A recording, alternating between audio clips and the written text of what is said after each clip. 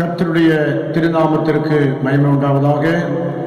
ஆண்டவரும் உலக இரட்சகருமான இயேசு கிறிஸ்துவின் இனிய நாமத்திலே இந்த காணொளி காட்சி மூலமாக இந்த தொழுகையிலே பங்கேற்றுக் கொண்டிருக்கிற உங்கள் அனைவரையும் வாழ்த்தி வரவேற்கிறோம். கர்த்தர் உங்களை ஆசீர்வதிப்பாராக. இந்த காலை ஆராதனையை கர்த்தர் நமக்கு ஆசீர்வாதம் தரும்படியாக யாவரும் ஆண்டவரை நோக்கி நாம் ஜெபிப்போம்.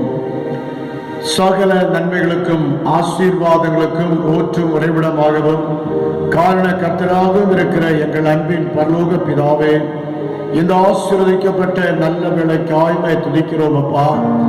ஆண்டவரே, இந்த காலை வேளையில நாங்கள் ஒரு மனதின் ஆவியோடு கர்த்தருடைய திருச்சன்னிதானத்திலே வந்து கர்த்தரை நாங்கள் ஸ்தோத்திரிக்க உம்மை மகிமைப்படுத்த நீர் தந்த எல்லா கிருபைகளுக்காக இரக்கங்களுக்காக உள்ளத்தின் ஆழத்திலிருந்து நன்றி சொல்லி உம்மை ஸ்தோத்திரிக்கிறோம். மனுஷன் உலகம் முழுவதையும் ஆதாயப்படுத்திக் கொண்டாலும் தன் ஜீவனை நஷ்டப்படுத்தினால் அவர்களுக்கு லாபம் என்ன என்று சொன்ன கர்த்தருடைய வார்த்தையின்படி எங்களுடைய ஆண்டவரே ஆத்மாவை நஷ்டப்படுத்தாதபடி எங்களுடைய ஆத்மாவுக்குரியதை இந்த நாளிலே நாங்கள் ஆண்டவரை தேடும்படியாக கர்த்தர் கொடுத்த கிருபைகளுக்காக நன்றியோடு நாங்கள் உம்மை துதிக்கிறோம் அப்பா, உம்மை ஸ்தோத்திரிக்கிறோம். கர்த்தாவே, நீர் நல்லவரும் வல்லவரும் மகிமை நிறைந்தவருமாயிருக்கிறீர். உமக்கே மகிமையும் மாட்சியையும் நாங்கள் செலுத்துகிறோம். ஆண்டவரே, நாங்கள் இந்த நாளில் இந்த தொழுகையில ஏறெடுக்கப்பட்ட ஜெபங்கள் ஆண்டவரே என்னென்ன அம்சங்கள் இருக்கிறதோ அந்த எல்லா பகுதிகளிலும் கர்த்தருடைய திருநாம மகிமைப்பட எங்களை தாழ்த்தி ஒப்பு கொடுத்து ஜெபிக்கிறோம் அப்பா. ஆண்டவரே, மெய்யாகவே தேவாதி தேவனாகிய ஆண்டவருடைய அருள் பிரசன்னம் எங்களோடு கூட ஆண்டவரை எப்போதும் தங்கியிருக்கிற கிருபைகளுக்காக கோடான கோடி ஸ்தோத்திரங்களையும் துதிகளையும் நாங்கள் செலுத்துகிறோம். ஆண்டவரே கர்த்தாவே, மெய்யாகவே கர்த்தர் எங்களோடு கூட இருக்கின்றீர். உம்முடைய பிரசன்னத்தினால் எங்களை நிறைத்திருக்கிறீர். நீர் எங்களை பாதுகாத்து கொண்டிருக்கிறீர். உம்முடைய ஆளுகைக்குள்ளாய் எங்களை நடத்தி கொண்டிருக்கிறீர். அதற்காக கோடான கோடி ஸ்தோத்திரங்களையும் துதிகளையும் நாங்கள் செலுத்துகிறோம். ஆண்டவரே கர்த்தாவே, எத்தனையோ மக்கள் பலவீனத்தோடு ஆண்டவரே கர்த்தாவே இந்த கொரோனா வைரஸ் என்று சொல்லக்கூடிய இவற்றால் ஆண்டவரை கர்த்தாவை வேதனையுற்று ஆண்டவரை கலங்கி கண்ணீர் வடித்து கொண்டு தங்களுக்கு அருமையானவர்களை இழந்து இன்னும் வாழ்வாதாரத்தை இழந்து தவிக்கின்ற மக்கள் உண்டு சுவாமி. ஆண்டவரே, அவர்களையும் கர்த்தருடைய திருக்கரங்களில் ஒப்பு கொடுக்கிறோம். ஆண்டவரே கர்த்தாவே, இன்னும் பலவிதமான பலவீனத்தோடு போராடி கொண்டிருக்கிற மக்கள் உண்டு. கர்த்தாவே, ஆண்டவர் தாமே இவர்களையும் நீர் சந்தித்து நீர் பலப்படுத்த வேண்டும் என்று நாங்கள் ஜெபிக்கிறோம். நான் உன்னை பலப்படுத்தி உனக்கு சகாயம் பண்ணுவேன், என் நீதியின் வலது கரத்தினால் உன்னை தாங்குவேன் என்று சொன்ன திருவசனத்தின்படி அப்பா, உன்னுடைய நீதியின் வலது கரத்தினாலே கர்த்தர் எங்களை தாங்கி ஏந்தி சுமந்து தப்புவித்து எந்த ஆபத்துகளுக்கும் எல்லா துன்பங்களுக்கும் நீங்களாக்கி எங்களை பாதுகாத்தருள வேண்டும் என்று பொற்பாதம் பணிந்து கெஞ்சி மன்றாடுகிறோம். கர்த்தாவே, ஆண்டவரே, உங்களுடைய எங்களுடைய ஆவி ஆத்தும சரீரம் அனைத்தையும் ஆண்டவருடைய ஆளுகைக்கு ஒப்பு கொடுத்து நாங்கள் ஜெபிக்கிறோம். ஆண்டவரை தொடர்ந்து எங்களோடு கூட தங்கிடும். கர்த்தர் மகிமையான காரியங்களை செய்வீராக. எங்கள் ஆண்டவரும் மீட்பரும் ஆகிய இயேசுவின் மூலம் வேண்டிக் கொள்கிறோம். செவங்களும் நேசப்பிதாவே, ஆமென். நாம் யாவரும் இணைந்து நமது பாடல் புத்தகத்திலே ஆராதனையின் ஆரம்ப பாடலாகவும் கர்த்தருடைய திருநாமத்திற்கு புகழ்ச்சியாகவும் 336வது பாடலின் சில சரணங்களை நாம் பாடுவோம். உன்னதமானவரின் உயர் மறைவில் இருக்கிறவன் சர்வ வல்லவரின் நிழலில் தங்குவான், இது பரம சிலாக்கியமே. இந்த பாடலின் சில சரணங்களை யாவரும் இணைந்து பாடுவோம். உன்னதமானவரே உயர் மறைவில் இருக்கிறவன் சர்வ வல்லவரின் நிழலில் தங்குவான், இது பரமசிலாக்கியமே. சர்வ வல்லவரின் நிழலில் தங்குவான், இது பரமசிலாக்கியமே. அவர் சட்டையின் கீழ் அடைக்கலம் புகவே தம் சிறகுகளால் மூடுவார். அவர் சேட்டையின் கீழ் அடைக்கலம் புகவே தம் சிறகுகளால் மூடுவார். தேவனின் அடைக்கலமோ என் கோட்டையும் அரணும் அவர். அவர் சத்தியம் பரிசயம் கேடகமாம் என் நம்பிக்கையும் அவரே. அவர் சத்தியம் பரிசயம் கேடகமாம் என் நம்பிக்கையும் அவரே. அவர் சட்டையின் கீழ் அடைக்கலம் புகவே தம் சிறகுகளால் மூடுவார். அவர் சட்டையின் கீழ் அடைக்கலம் புகவே தம் சிறகுகளால் மூடுவார்.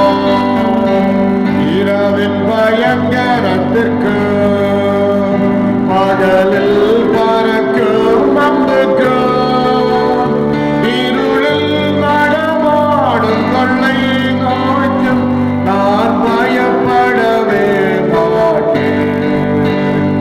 இருளில் நடமாடும் கொள்ளை நோய்க்கும் நான் பயப்படவே மாட்டேன். அவர் சட்டையின் கீழ் அடைக்கலம் புகவே தம் சிறகுகளால் மூடுவார். அவர் சட்டையின் கீழ் அடைக்கலம் புகவே தம் சிறகுகளால் மூடுவார். தேவனும் அடைக்கலமே ஒரு பொல்லாப்பும் உம்மை சேருமோ. ஒரு வாதையும் கூடாரத்தையே அணுகாமலை காத்திடுவார். ஒரு வாதையும் கூடாரத்தையே அணுகாமலை காத்திடுவார். அவர் சட்டையின் கீழ் அடைக்கலம் புகவே தம் சிறகுகளால் மூடுவார். அவர் சட்டையின் கீழ் அடைக்கலம் புகவே தம் சிறகுகளால் மூடுவார். ஆபத்திலும் அவரை நான் நோக்கி கூப்பிடும் வேளையிலும் என்னை தப்புவித்து முற்றும் ரட்சிப்பாரே என் ஆத்துமனேஸ்வரவர். என்னை தப்புவித்து முற்றும் ரட்சிப்பாரே என் ஆத்துமனேஸ்வரவர். அவர் சட்டையின் கீழ் அடைக்கலம் புகவே தம் சிறகுகளால் மூடுவார். அவர் சட்டையின் கீழ் அடைக்கலம் புகவே தம் சிறகுகளால் மூடுவார். படிக்கப்பட வேண்டிய திருமறை பாடம் ரோமர் 8ஆம் அதிகாரம் 18 முதல் 25 வசனங்கள் உடைய.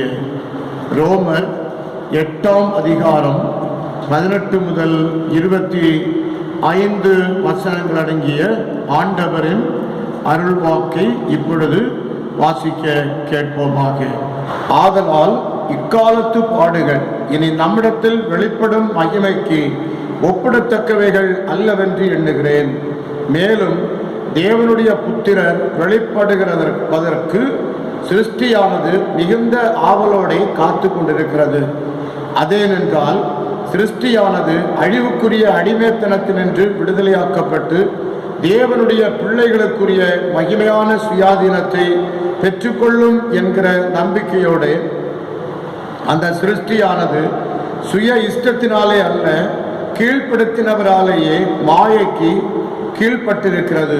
ஆகையால் நமக்கு தெரிந்திருக்கிறபடி இதுவரைக்கும் சர்வ சிருஷ்டியும் ஏகமாய் தவித்து பிரசவ வேதனைப்படுகிறது.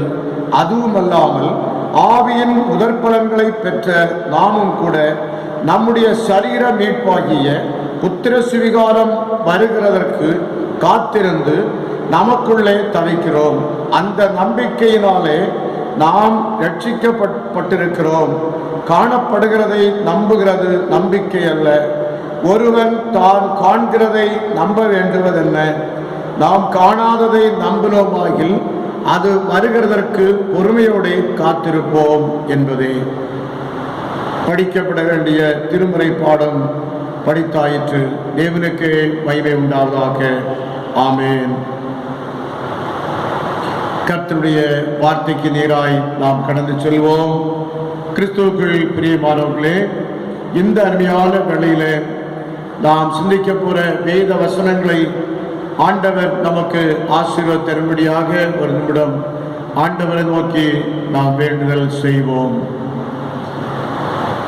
வாராவினை வந்தாலும் சோராதே மனமே, வல்ல கிறிஸ்துவுக்கு நல்ல தாரகமே, வல்ல கிறிஸ்துவுக்கு நல்ல தாரகமே.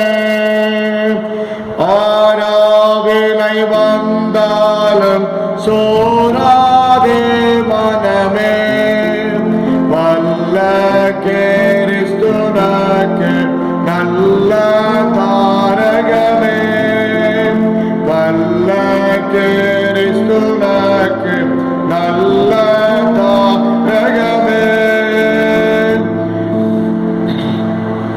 கிருபையுள்ள ஆண்டவரே, இப்பொழுதும் சிந்திக்க போகிறதான வேத வசனங்களை கர்த்தர்களுக்கு ஆசீர்வதித்தாரும்.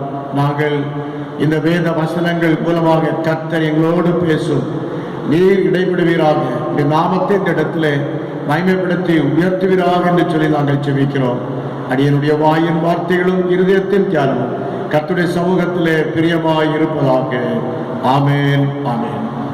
கிறிஸ்துவுக்குள் பிரியமான கர்த்தருடைய பிள்ளைகளே, ஆண்டவராகிய இயேசுவின் திருப்பெயராலே உங்கள் அனைவரையும் வாழ்த்துகிறோம். ஒருவேளை இந்த நாட்களில் நீண்ட பல மாதங்களாக இந்த கொரோனா வைரஸ் என்று சொல்லக்கூடிய தொற்று மக்களை அச்சுறுத்தி கொண்டிருக்கின்றது.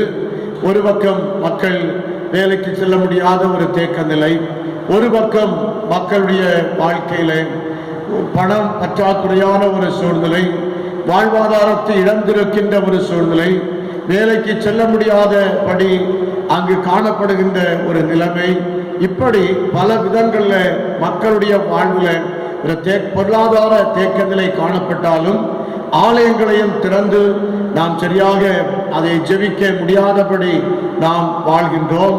ஆகவே இந்த நாளில் நீங்கள் இருக்கின்ற இடத்துல அமர்ந்து எங்களோடு கூட இந்த கர்த்தருடைய வார்த்தையை தியானிக்க உங்களை அன்போடு கூட அழைக்கின்றோம். கர்த்தர் உங்களை ஆசீர்வதிக்கட்டும். இந்த நாளில் சற்று நேரம் தியானிக்கும்படியாக தெரிந்து கொள்ளப்பட்ட தலைப்பு, கடவுளின் படைப்பு விடுதலைக்காக வேதனையுற்று தவிக்கிறது. கடவுளின் படைப்பு விடுதலைக்காக வேதனையுற்று தவிக்கிறது. கிரியேஷன் groans for liberation என்று சொல்லி ஆங்கிலத்திலே நாம் சொல்லுகின்றோம். கிறிஸ்துவுக்கு பிரியமானவர்களே, இதற்கு ஆதார வசனமாக தெரிந்து கொள்ளப்பட்ட திருமுறை வசனம் நாம் வாசிக்க கேட்ட அந்த ரோமர் 8ஆம் அதிகாரம் 22ஆம் வசனம். ஆகையால் நமக்கு தெரிந்திருக்கிறபடி இதுவரைக்கும் சர்வ சிருஷ்டியும் ஏகமாய் தவித்து பிரசவ வேதனைப்படுகிறது. ஆகையால் நமக்கு தெரிந்திருக்கிறபடி இதுவரைக்கும் சர்வ சிருஷ்டியும் ஏகமாய் தவித்து பிரசவ வேதனைப்படுகிறது என்று அங்கு வாசிக்க நாம் முடிகின்றது. பிரியமான தேவ பிள்ளைகளே, கடவுள் படைத்த இந்த உலகம் மிக அற்புதமானது. அவர் இயற்கை எழுந்திறைந்த ஒரு தோற்றத்தோடு கூட இந்த உலகை ஆண்டவர் படைத்திருக்கின்றார். ஆனால் அது எவ்வளவு அழகானது என்று சொல்லி கடவுள் சொன்னார். தான் படைத்த அனைத்தையும் பார்த்து அது நல்லது, அழகானது என்று சொல்லி கடவுள் சொல்லி இருக்கின்றார். ஏனென்று சொன்னால் அவர் தான் படைத்தவைகள் ஒன்றும் தீயவைகள் என்று சொல்லவில்லை என்று சொல்லி நாம் பார்க்கிறோம். ஆனால் மனிதனை உண்டாக்குவதற்காக அவர் மனஸ்தாபப்பட்டிருக்கின்றார் என்று சொல்லி இடத்துல சொல்லி இருக்கின்றார். ஆகவே இந்த உலகத்தை நாம் பார்க்கும்போது கடவுளால் இயற்கை எழில்மிகு தோற்றத்தோடு படைக்கப்பட்டிருக்கிற இந்த உலகத்தை நாம் பார்க்கும்போது உயிரினங்கள் வாழ்வதற்கு அவசியமானதாக நிலம், நீர், காற்று இவைகள் மாசற்றவைகளாக புனிதமானவைகளாக ஆண்டவர் இவைகளை படைத்தார். ஆனால் மனிதனுடைய பேராசையினாலே இந்த மூன்றும் இன்று மாசு நிறைந்து காணப்படுகிறது. எது மூன்றும்? நிலம், நீர், காற்று. இந்த மூன்றும் மாசு நிறைந்து காணப்படுகிறது. காற்று மாசு நிறைந்து காணப்படுகிறது, தண்ணீர் மாசடைந்து காணப்படுகிறது, நிலம் மாசடைந்து காணப்படுகிறது. இது மட்டுமல்ல, காலநிலை மாற்றங்கள், இன்னும் உலக வெப்பமயமாதல், அதிக மழை, ஒரு பக்கத்தில் பார்த்தால் ஒரு பகுதியில் மழை இல்லாத வறட்சி, இன்னொரு பக்கம் பார்க்கும்போது தண்ணீர் பெருக்கு, இன்னொரு பக்கம் பார்க்கும்போது அந்த அதிக மழையினாலே நிலச்சரிவுகள், இப்படி பல சேதங்களும் அங்கு விளைவித்துக் கொண்டிருக்கிறது. உதாரணமாக 2015ஆம் ஆண்டுல நாம் எடுத்துக்கொள்வோமானால் சென்னையில வெள்ளப்பெருக்கு ஏற்பட்டது. சென்னை குடிநீர் பஞ்சம் 2019 ஏற்பட்டிருக்கின்றது. இன்னும் தென்னாப்பிரிக்கா கேப்டவுன் நகரத்தில் பார்த்தீங்கன்னு சொன்னா அங்கும் பலவிதமான சேதங்கள் வந்திருக்கின்றது. ஜூன் மாதத்தில் 2019 ஜூன் மாதத்தில் உத்தரப்பிரதேசத்திலிருந்து திட்டுலா சென்று கொண்டு திரும்பிக் கொண்டிருந்த ரயிலில் திரும்பிக் கொண்டிருந்த 5 பேர்கள் அங்கு அதிக வெப்பத்தினால் இறந்து விட்டார்கள் என்ற செய்தியை நாம் பத்திரிகையில படித்திருக்கின்றோம். இவைகள் எல்லாம் நமக்கு எதை சுட்டி காட்டுகிறது என்று சொன்னால், நம்ம எல்லாருக்கும் தெரியும், கடல், அதாவது உலகம் எங்கேயோ சென்று கொண்டிருக்கின்றது. உலகம் ஆண்டவர் படைத்த இயற்கை உலகம் இன்று மனிதனால் மாசடைந்து காணப்படுகிறதை நாம் பார்க்கிறோம். கடல் சீற்றம் அதிகரிக்கின்றது. இதெல்லாம் காரணம் என்னவென்று சொன்னால் முரண்பாடான காலநிலைகள். நமக்கு இதெல்லாம் நாம் பார்க்கும்போது நமக்கு எச்சரிப்பின் செய்திகளாக இவைகள் காணப்படுகின்றது. வேதம் சொல்லுகிறது பாருங்கள், கடவுள் இயற்கையோடு அவர் எவ்வளவோ அழகாக படைத்திருக்கிறார். எல்லாவற்றையும் அழகானவைகளாக அவர் கண்டார். ஆனால் நாம் அந்த இயற்கையை அழித்தால் இயற்கை நம்மை அழிக்கும் என்பது நியதியாக இருக்கின்றது. இவைகள் நமக்கு இந்த இயற்கைகள் இன்றைக்கு நமக்கு பலவிதமான சம்பவங்கள் மூலமாக இவைகளை கற்றுத் தந்து கொண்டிருக்கிறது என்று சொல்லி நாம் பார்க்கிறோம். அருமையானவர்களே, எங்களுடைய குமரி மாவட்டத்தை பார்க்கும்போது இயற்கை எழில்மிகு தோற்றங்களோடு இருந்த அந்த மாவட்டம் இப்பொழுது பல இயற்கை எழில்மிகு தோற்றங்களை சிதைக்கப்பட்டு கொண்டிருக்கிறது. பல இடங்களில் பாறைகள், மலைகள் காணாமல் சென்றிருக்கின்றது. சில இடங்கள் நீர்நிலைகள் ஆக்கிரமிக்கப்பட்டிருக்கிறது. அது இருந்த இடம் தெரியாதபடி இருக்கிறது. இதெல்லாம் காரணம் என்னவென்று சொன்னால், இன்றைக்கு இதெல்லாம் காடுகள் அழிக்கப்படுகிறது. காடுகள் அழித்து அங்கு தரைமட்டமாக்கப்படுகிறது.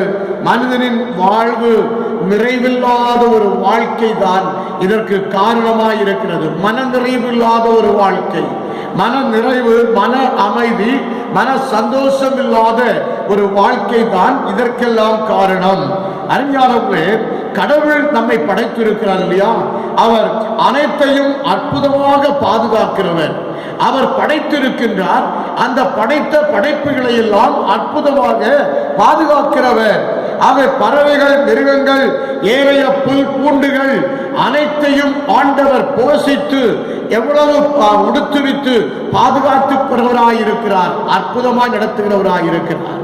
அவர் தம்மை நோக்கி கூப்பிடுகிற காக்கை குஞ்சுகளுக்கும் கூட அவர் போஷிக்கிறார் என்று சொல்லி பார்க்கிறோம். ஆனால் மனிதனை பார்க்கும்போது அவன் மன நிறைவற்றவனாக, அவன் பேராசையுடன் அவன் வாழ்ந்ததினால அங்கு மனிதன் பொறுப்புடன் நடந்து கொள்ளாதபடி அவன் இயற்கையை பாதுகாக்க அவன் தவறிவிட்டான் என்று சொல்லி நாம் பார்க்கிறோம்.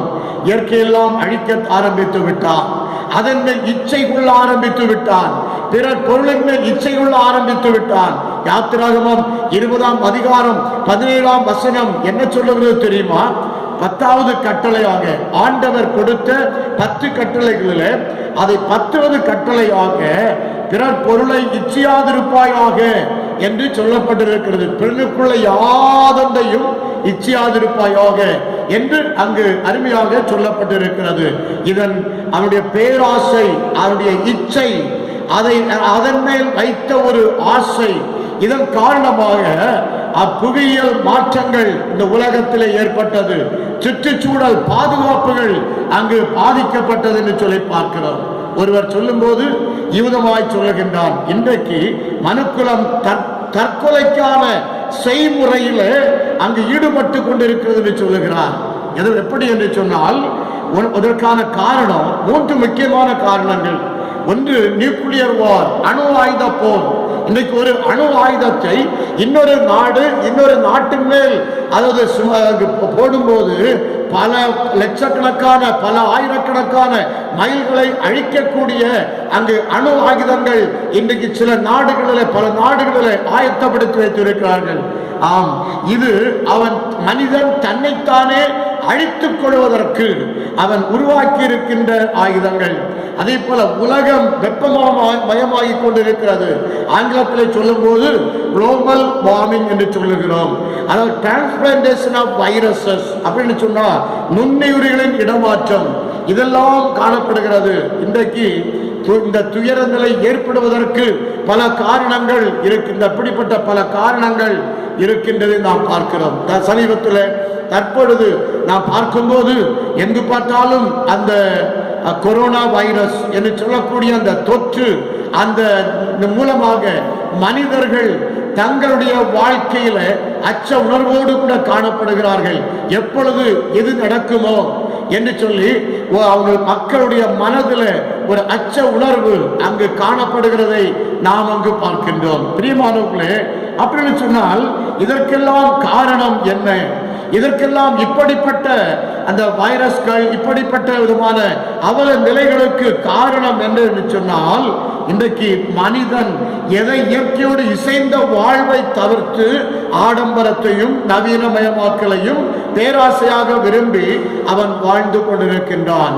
அருமையானவர்களே, கடவுள் படைத்த இயற்கையான உலகம் மாசடைந்து காணப்படுகிறது, இயல்புகளை இழந்து நிற்கிறது. அது மட்டுமல்ல, அது விடுதலைக்காய் ஏங்குகிறது என்று சொல்லி நாம் வாசித்தோம். விடுதலைக்காய் ஏங்குகிறது. பவுல் சொல்லும் போது சகல சிருஷ்டியும் ஏகமாய் தவித்து பிரசவ வேதனை படுகிறது என்று சொல்லுகிறான். அவர் படைத்த சகல படைப்புகளும் ஏகமாய் தவித்து பிரசவ வேதனைப்படுகிறது என்று சொல்லுகிறார். கடவுள் படைத்து நம் கரங்களிலே இந்த உலகை தந்திருக்கிறார். அதை பொறுப்போடு நடந்து கொள்ள வேண்டியது மனிதர்களாகிய நாம் அல்லவா? ஆகவே இது நம்மிடத்திலே அவர் தந்திருக்கிறார். அந்த படைப்புகளை பாதுகாக்க நாம் எடுக்கும் தீர்மானங்கள் அது நல்ல தீர்மானங்களாக இருந்தால் இது வருங்கால சந்ததிகளின் வாழ்வுக்கான ஒரு வழிகாட்டக்கூடிய தீர்மானங்களாக இவைகள் காணப்பட வேண்டும் என்று சொல்லி நாம் பார்க்கிறோம். இந்த இப்படிப்பட்ட அவல நிலைக்கு காரணம் சகல சிருஷ்டியும் ஏகமாய் தவித்து விடுதலைக்காய் ஏங்கி தவித்துக் கொண்டிருக்கிறது என்று சொல்லப்பட்டிருக்கிறது. இதற்கான காரணம் ஒன்று, மனநிறைவுள்ள வாழ்வு தேவை. மனிதன் மனநிறைவுள்ள வாழ்வை இழந்து போய்விட்டான். இருக்கிறவைகளே போதுமென்று எண்ணுங்கள் என்று சொல்லப்பட்ட வேத வசனத்தை அவன் மறந்து போனான். ஆகவே அவன் இதை இழந்து போய் நின்றபடினாலே இப்படிப்பட்ட மனநிறைவுள்ள வாழ்வை கர்த்தர் நமக்கு வேண்டும் என்று சொல்லி அவர் விரும்புகிறார். உதாரணமாக ஆதியாகமத்தின் புஸ்தகத்திலே நாம் வாசிப்போமானால் ஆதாம் ஏவாளை குறித்து நாம் படிக்கின்றோம். அங்கு ஆதாம் ஏவாளுக்கு இயற்கை அழகான ஒரு நல்ல ஒரு உலகை படைத்து அதிலே அழகான ஒரு தோட்டத்தை வைத்து மனிதனுக்கு தேவையான அத்தனையும் அங்கு வைத்து அவன் கரங்களிலே அதை கொடுத்தார். அப்போது என்ன செய்திருக்க வேண்டும்? அவைகளை பண்படுத்தி இருக்க வேண்டும். கடவுளின் வார்த்தைக்கு நீ கீழ்ப்படிந்து இருக்க வேண்டும். கடவுளின் வார்த்தைக்கு நீ கீழ்ப்படிந்து திருப்தியோட மனநிறைவான ஒரு வாழ்வோடு நீ செயல்பட்டிருப்பாயானால் என்ன நடந்திருக்கும் என்று சொன்னால், உனக்கு நல்ல ஒரு ஆசீர்வாதம் மனிதனுக்கு உண்டாகியிருக்கும். ஆனால் இந்த மனிதன் கடவுள் படைத்த படைப்புகளின் மேல் அவர் எல்லாவற்றையும் தனக்கு என்னென்ன தேவை என்பதை அறிந்து எல்லாவற்றையும் அந்த தோட்டத்திலே அவர் வைத்தார். அப்போ மனிதனுக்கு ஊறும் பிராணிகள் முதற்கொண்டு பழங்கள், கனிகள், காய்கள் எல்லாம் அவனுக்கு அங்கு இருந்தது. என்ன தேவை? ஆனால் கடவுளுடைய வார்த்தைக்கு அவன் கீழ்ப்படிந்து சாத்தானுடைய வார்த்தைக்கு, சர்ப்பத்தின் வார்த்தைக்கு கீழ்ப்படிந்தான். கவர்ச்சியான அந்த வார்த்தைக்கு கீழ்ப்படிந்தான். நீங்கள் சாகவே சாக மாட்டீர்கள், கடவுளை போலாவீர்கள் என்று சொன்ன அந்த வார்த்தைக்கு அவன் செவி சாய்த்தான். ஆகவே என்ன நடந்தது தெரியுமா? அங்க மன நிறைவற்ற வாழ்வு, அவனுடைய வாழ்க்கை வேறு திசைக்கு சென்று விட்டது. ஆம் பிரியமானவர்களே, இன்று இந்த சூழ்நிலையிலே நமக்கு மன நிறைவுள்ள வாழ்வு தேவை. இருக்கிறவர்களே போதும் என்று நாம் எண்ணுவோமானால் கடவுள் அவைகளை கொண்டு நம்மை ஆசீர்வதிப்பார். 5 அப்பத்தையும் 2 மீனையும் கொண்டு 5000 பேரை போஷித்திருக்கிற ஆண்டவர் நம்மிடத்தில் இருக்கிறதை வைத்து நாம் உண திருப்தியோடு கூட இருப்போமானால் கடவுள் எல்லாவற்றையும் வைத்து நம்மை போஷிக்க அவர் வல்லமையுள்ளவராய் இருக்கின்றார். நிறைய உதாரணங்கள் சொல்லலாம். சாரிபாத் விதவையின் மூலமாக இந்த எலியா தீர்க்கதரிசி போஷிக்கப்படுகின்றான். இதே போல காலத்தின் மூலமாய் போஷிக்கப்படுகின்றான்.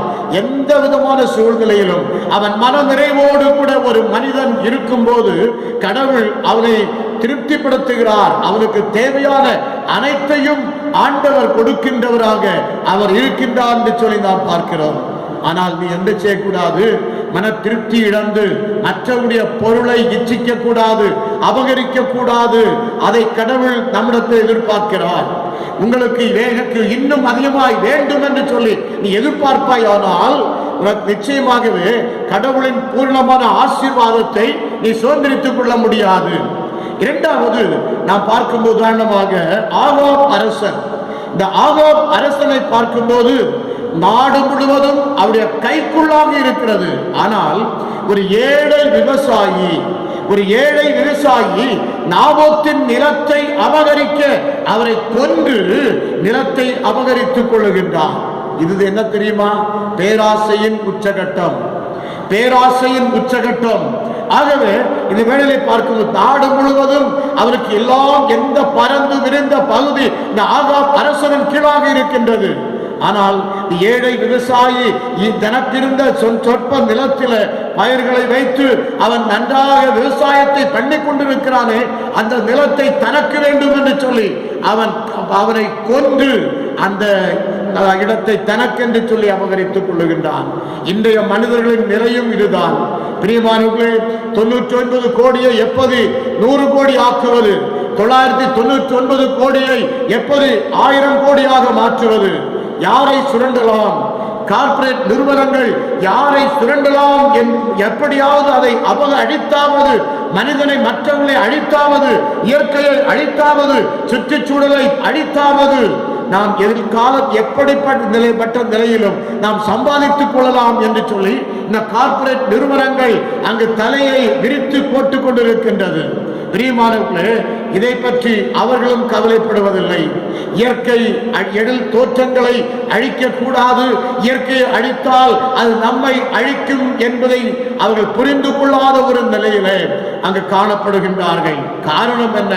எப்படி 999 கோடி தானே இருக்கிறது, இது எப்படி ரவுண்ட் ஆக்கணுமே, 1000 கோடியாக மாற்ற வேண்டுமே என்று நினைத்தால் எதையும் செய்ய தயங்க மாட்டார்கள். வேதத்திலே வாசிக்கிறோம், பிரசங்கின் புஸ்தகம் 5ஆம் அதிகாரம் 10ஆம் வசனம். பிரசங்கி 5:10. பணப்பிரியன் பணத்தினால் திருப்தி அடைவதில்லை, செல்வப்பிரியன் செல்வப்பெருக்கினால் திருப்தி அடைவதில்லை, இதுவும் மாயையே என்று அங்கு சொல்லப்பட்டிருக்கிறது. பணப்பிரியன் பணத்தினால் என்ன செய்வதில்லை? திருப்தி அடைவதில்லை. செல்வப்பிரியன் செல்வப்பெருக்கினால் திருப்தி அடைவதில்லை. அப்போ இதெல்லாம் இன்றைக்கு மனிதர்களுடைய நிலைமையிலே காணப்படுகிறது. கடன்களை ஒருவன் சற்று கடனாளியாக இருக்கிறான் வைத்துக் கொள்ளுங்கள். அவனுடைய கடனை அங்கு என்ன செய்வார்கள்? சொற்ப கடனாக இருந்தாலும் அந்த நிலத்தை எப்படியாவது அவருக்குள்ளதை ஜப்தி பண்ணி அதை வசூலிக்க பார்க்கின்றார்கள். ஆனால் கார்ப்பரேட் நிறுவனங்களுக்கு அரசும் உறுதுணையாய் இருக்கின்றதை நாம் அங்கு பார்க்கிறோம். இது பாருங்கள், எல்லாம் எப்படியாவது இன்றைக்கு அந்த முதலாளித்துவத்தை ஊக்குவித்து இயற்கையை அழித்து கொண்டிருக்கின்ற ஒரு சூழ்நிலை காணப்படுகிறது. பிரசங்கின் புஸ்தகம் 5ஆம் அதிகாரம் 11ஆம் வசனம், பொருள் பெருகினால் அதை தின்கிறவர்களும் பெருகிறார்கள், அதை உடையவர்கள் தங்கள் கண்களினால் அதை காண்பதை என்று அவளுக்கு பிரயோஜனம் என்ன? தங்கள் கண்களினால் காண்பதை என்று தனக்கு பிரயோஜனம் என்ன? ஒருவேளை அது 1000 கோடி அல்லது இத்தனை கோடி பணம் தனக்கு இருக்கிறது என்பதை அவன் கண்களினால் பார்த்து கொண்டிருக்கலாம்.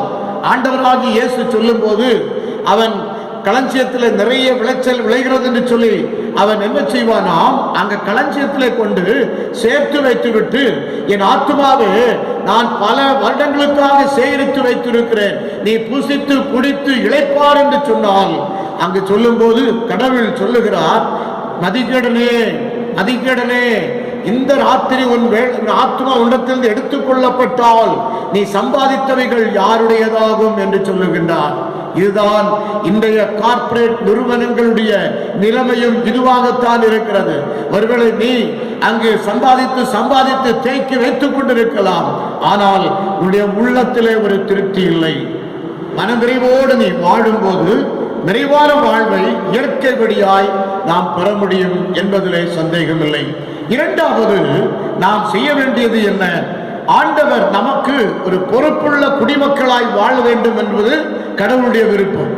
நாம் பொறுப்புள்ள குடிமக்களாய் வாழ வேண்டும் என்பது தேவனுடைய விருப்பம். ஆதியாகமம் 2ஆம் அதிகாரம் 15ஆம் வசனத்தை வாசிக்கும் போது ஆண்டவர் அதை பண்படுத்தவும் பாதுகாக்கவும் மனிதனை அங்கு தோட்டத்திலே வைத்தார் என்று சொல்லப்படுகின்றது. வாசிக்கிறேன், சற்று கவனித்து நன்றாக கேளுங்கள்.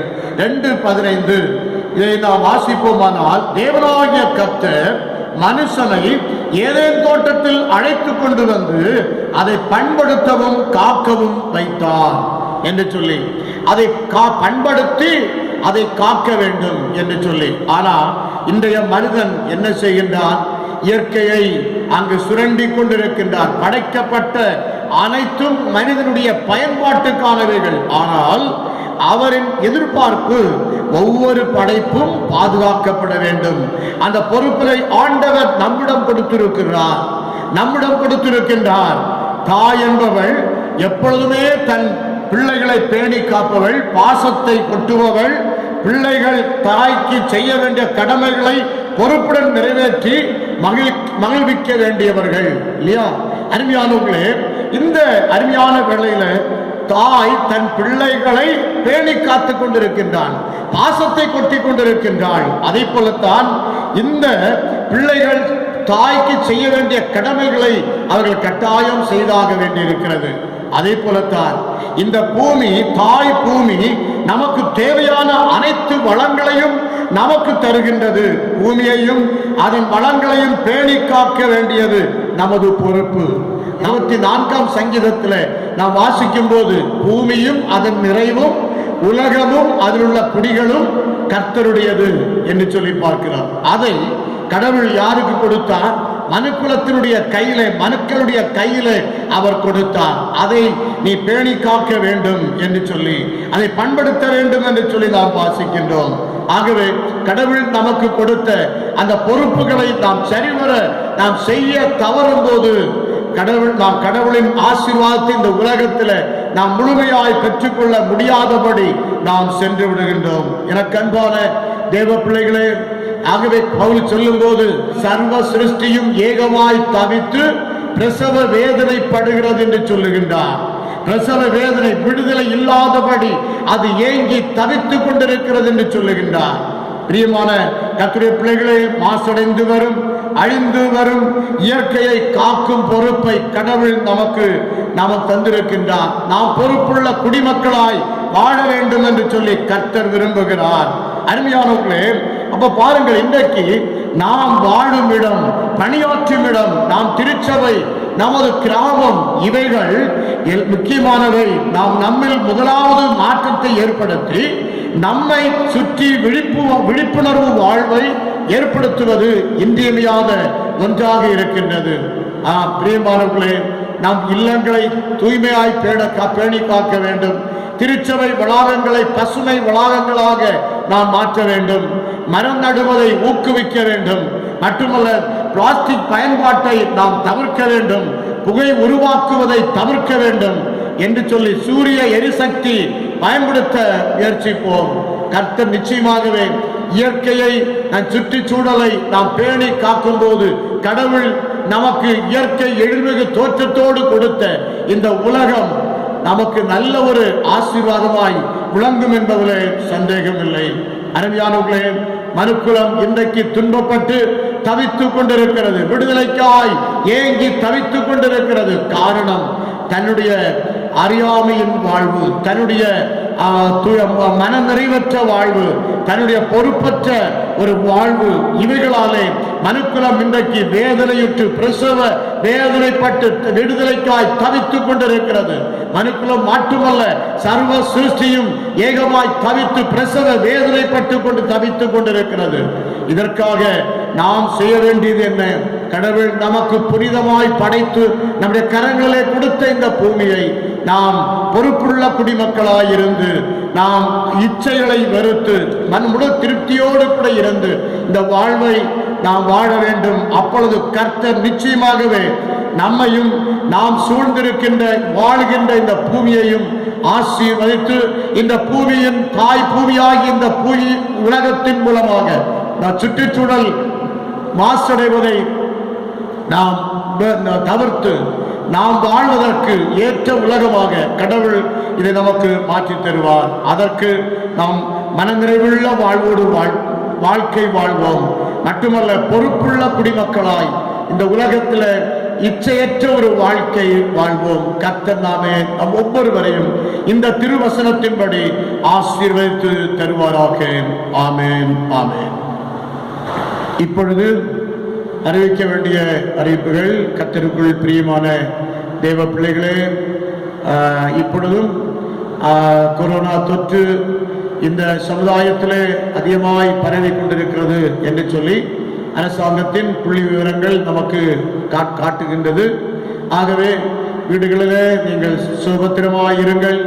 மட்டுமா ஏதாவது சுப குறிப்புகள் உங்களுக்கு இருந்திருக்குமானால் நீங்கள் அதை தொலைபேசி மூலமாகவோ இன்னும் மற்ற எந்த ஒரு தொடர் மூலமாகவோ நீங்கள் தெரிவித்தால் உங்களுக்காக ஜெபிக்கப்படும். கர்த்தர் நிச்சயமாகவே உங்களுடைய வாழ்வை கர்த்தர் வளமுள்ளதாக மாற்றுவார். துன்பத்தை கண்ட வருஷங்களுக்கு சரியாய் உங்கள் வாழ்வை கர்த்தர் மகிழ்ச்சியாக்குவார் என்பதில் எந்த விதமான சந்தேகம் இல்லை. கர்த்தர் உங்களை ஆசீர்வதிப்பாராக. இப்பொழுது எல்லோரும் இணைந்து நாம் ஜெபம் செய்வோம். ஸ்தோத்திரம் ஆண்டவரே, உம்மை துதிக்கிறோம். நல்லவரே, கிருபை நிறைந்தவரே, உமக்கு கோடான கோடி ஸ்தோத்திரங்களையும் துதிகளையும் நாங்கள் செலுத்துகிறோம். ஆண்டவரே கர்த்தாவே, இந்த அருமையான வேளையிலப்பா ஆண்டவரே, எங்களுடைய ஆண்டவரே வாழ்வை உம்முடைய திருக்கரங்களிலே நாங்கள் ஒப்புக் கொடுக்கின்றோம். கர்த்தாவே, நீர் ஆண்டவரே மகிமையின் தேவன். அப்பா, இந்த உலகத்தையெல்லாம் படைத்து எங்களுடைய கரங்களிலே கொடுத்தவர். ஆண்டவரே ஆண்டவரே, இந்த இயற்கை உலகம் ஆண்டவரை மாசடையாதபடி பாதுகாப்பது எங்களுடைய பொறுப்பு. ஆண்டவரே, எங்களுடைய கடமை என்பதை கர்த்தர் எங்களுக்கு இந்த வேத வசனங்கள் மூலமாக எங்களோடு கூட கர்த்தர் பேசி இருக்கின்றேன். ஆண்டவரை, சர்வ சிருஷ்டியும் ஏகமாய் தவித்து விடுதலைக்காய் ஏங்கி தவித்துக் கொண்டிருக்கிறது, பிரசவ வேதனைப்பட்டு கொண்டிருக்கிறது என்று சொல்லி நாங்கள் படித்தோமே. அவருமாய் ஆண்டவரே, இந்த இயற்கை எழில்மிகு உலகத்தை, தோற்றத்தை உடைய இந்த உலகத்தை கர்த்தர் எங்களுக்கு கரங்களிலே தந்திருக்கிறேன். பண்படுத்தவும் பாதுகாக்கவும் ஆண்டவரே எங்களுக்கு தந்திருக்கின்றீர். அதை நாங்கள் இயற்கை எழில் வளங்களை நாங்கள் சுரண்டாதபடி நாங்கள் எவ்விதமாய் அதை பேணி பாதுகாக்க வேண்டும் என்பதை கர்த்தர் எங்களுக்கு ஆண்டவர் இந்த வேத வசனங்கள் மூலமாக கற்று தந்திருக்கிறீர். அதற்காக கோடான கோடி ஸ்தோத்திரங்களையும் துதிகளையும் நாங்கள் செலுத்துகிறோம். ஆண்டவரே கர்த்தாவே, இப்பொழுது ஆண்டவரே இந்த ஆலயத்திற்கு வர முடியாதபடி வீடுகளில் சிக்கியிருக்கின்ற ஒவ்வொரு மக்களையும் கர்த்தர் ஆசீர்வதித்தருள்வீராக. ஒவ்வொரு மக்களையும் கர்த்தர் பாதுகாத்தருள்வீராக. ஒவ்வொரு மக்களையும் எங்கள் தேவன் கரம் பிடித்து நடத்துவீராக. தேவ பிரசன்னத்தினால் ஒவ்வொருவரையும் நிரப்புவீராக. ஒவ்வொரு மக்களுடைய வாழ்வையும் கர்த்தர் வளப்படுத்துவீராக. ஒவ்வொரு மக்களுடைய வாழ்விலும் புது கிருபையும் புது ஆசீர்வாதமும் ஆண்டவரை நிறைந்து பெருகட்டும் என்று சொல்லி நாங்கள் ஜெபிக்கிறோம் கர்த்தாவே. ஆண்டவரை துன்பத்தை கண்ட வருஷங்களுக்கு சரியாய் அவருடைய வாழ்வை மகிழ்ச்சியாக்கும் என்று சொல்லி நாங்கள் வேண்டிக் கொள்ளுகின்றோம். விசேஷமாக ஆண்டவரே இந்த நாளில் ஆண்டவர் தாமே பலவீனத்தோடு இருக்கிற ஒவ்வொரு பிள்ளைகளையும் நாங்கள் நினைவு கூர்ந்து ஜெபிக்கிறோம். ஆண்டவரே அந்த கிட்னி பிரச்சனையினாலே பாதிக்கப்பட்டிருக்கின்ற அருமையான ஐயாவுக்காக, ஜான் மாரிசன் ஐயாவுக்காக ஜெபிக்கிறோம். ஆண்டவரே மகனை தொட்டு நீர் பலப்படுத்தும்.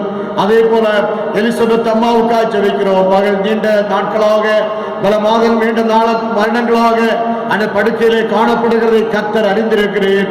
எழுந்து ஒரு படுக்கை எடுத்துக்கொண்டு நடவென்று உனக்கு சொல்லுகிறேன் என்று சொன்ன வேத வசனத்தின்படி மகளை கர்த்தாவை எழுந்து குதித்து நடந்து தேவனை மகிமைப்படுத்த கர்த்தர் கிருபை தாரும். அதே போல ஆண்டவரே கர்த்தாவே இயேசு பிரசாதம் அம்மாவுக்காக நாங்கள் ஜெபிக்கிறோம். ஆண்டவரே அருமையான அன்பு தாயாரையும் கரங்களில் அர்ப்பணிக்கிறோம். ஆண்டவரே தேவபக்தி உள்ள அன்பு மகளுடைய வாழ்வில் கர்த்தர் பரிபூர்ணமான சுகத்தை தாரும். ஆண்டவரே நடக்க முடியாதபடி அம்மகள் காணப்படுகிறதை கர்த்தர் அறிந்திருக்கிறீர். மகளுக்கு நல்ல ஒரு விடுதலையை தாரும்.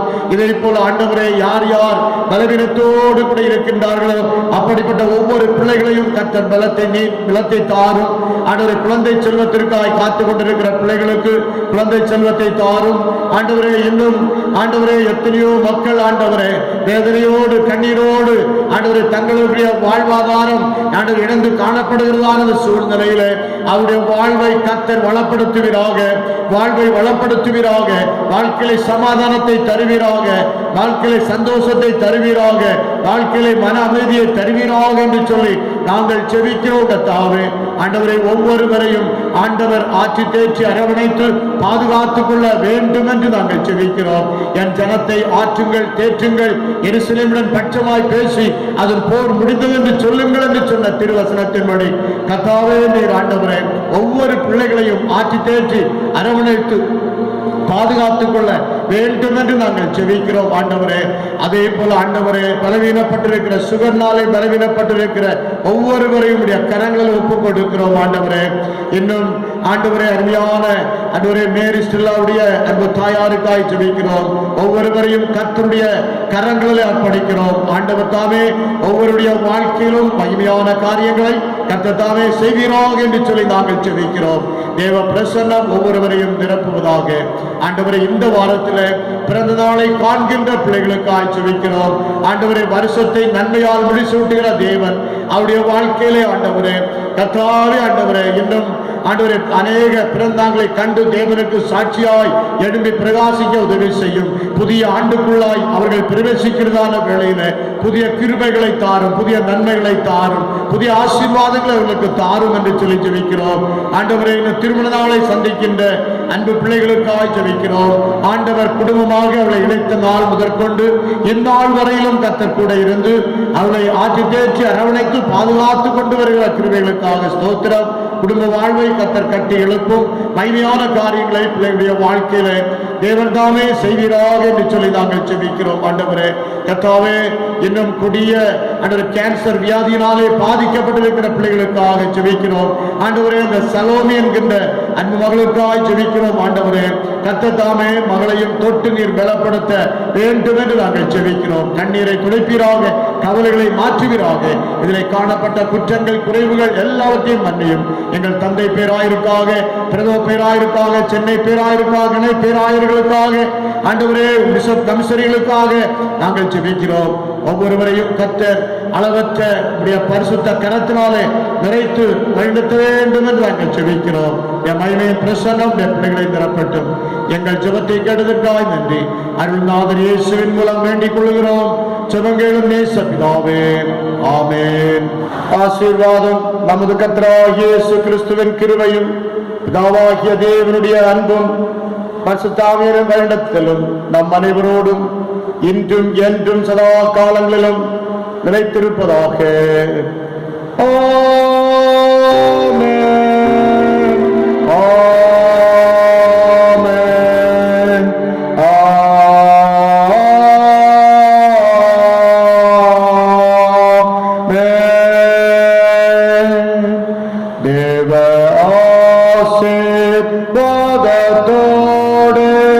ஆடியாரை ஆனப்ப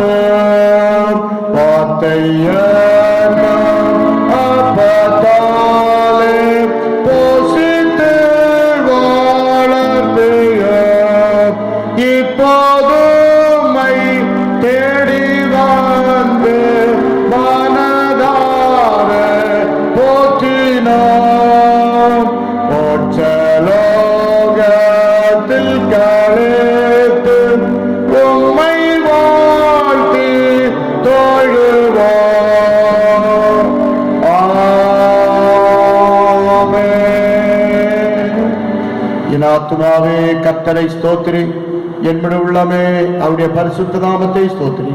என் ஆத்துமாவே கர்த்தரை ஸ்தோத்திரி, அவர் செய்த சகல உபகாரங்களையும் மறவாதே. ஆமென்.